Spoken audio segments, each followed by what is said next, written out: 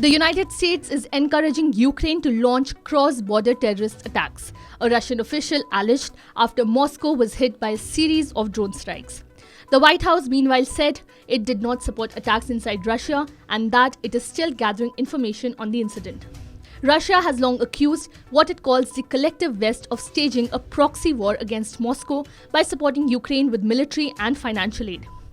President Vladimir Putin also cast the assault, which brought the 15-month war in Ukraine to the heart of Russia, as a terrorist act.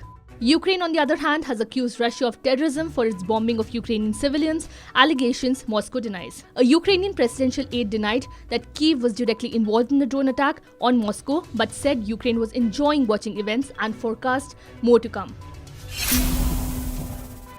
Senegal opposition leader Ousmane Sonko was convicted Thursday of corrupting youth but acquitted on charges of raping a woman who worked at a massage parlor and making death threats against her. The court sentenced Sonko to 2 years in prison. He did not attend his trial in the capital, Dakar, and was judged in absentia. His lawyer said a warrant had not been issued yet for the politician's arrest. With this verdict, the authorities want to prevent him from standing in the next presidential election, his lawyer said. Sonko placed third in Senegal's 2019 presidential election, and he and his supporters maintain his legal troubles are part of a government effort to derail his candidacy in the 2024 presidential election. Sonko is considered President Macky Sall's main competition. Under Senegalese law, the conviction would bar Sonko from running in next year's election, said Bamba Sissi, another defense lawyer. Elon Musk has reclaimed his position as the world's wealthiest person.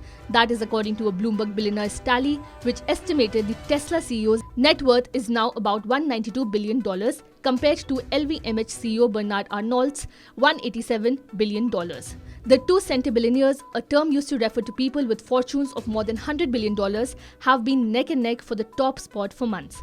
This week, Arnault's wealth slid after a drop in LVMH stock Wednesday, according to Bloomberg calculations. Arnault surpassed Musk in December as his wealth climbed due to a boom in luxury goods sale that helped drive up LVMH's stock price. LVMH, one of the world's biggest conglomerates, is home to brands including Louis Vuitton, Dior and Celine. Musk, meanwhile, has enjoyed a meteoric rise up to the world's rich lists in recent years as his fortunes are directly linked to those of Tesla, the electric automaker. His biggest asset is the company's stock, of which he owns about 13%, according to Bloomberg. A Malaysian climber was miraculously saved from the death zone of Mount Everest in a very rare rescue.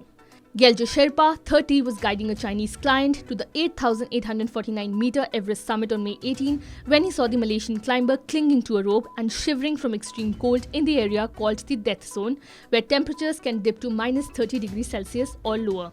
Nepali Sherpa guide hauled him down from the below the summit of Mount Everest, thereby rescuing him. Gelje hauled the climber 600 meters down from the balcony to the South Col over a period of about 6 hours, where Nimatashi Sherpa, another guide, joined the rescue. The Sherpa and the other guide wrapped the climber in a sleeping mat, dragged him on the snow or carried him in turns on their backs to Camp 3.